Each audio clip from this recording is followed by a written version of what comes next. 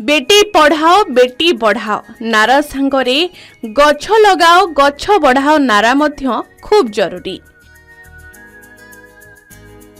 ए जेमिति ए दुई बंधु दीनबंधु बेहरा और चक्रधर मंगराज ए दुई मौसा हेउछंती भल बंधु।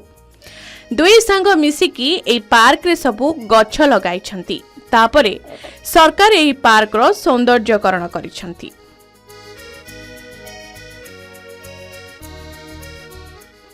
ए पार्क रे जेते भी सबु गछ लागिछि से सबु किछि ए दुई बंधु मिसी लगाइछंती।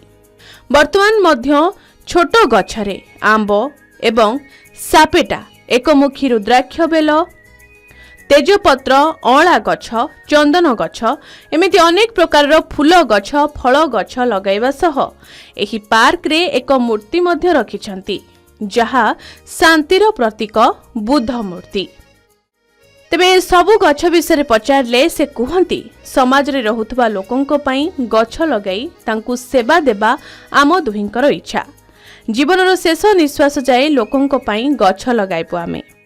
हाय बाबा मु दैनंदिन सर्वसाधारण रे बुली बुली लगाए गछ ए रोड साइड की मंदिर मस्जिद स्कूल कॉलेज जेकोसी जगह डाक्तरखाना धरिकी प्राय फाँका जगह देखिले मु गछ लगाए। गछ तो अधिकांश लोक काटी दौंती लगे कमे दौंती एमती लगाए आनेक पिला बराद करे जे एमती लगाओ।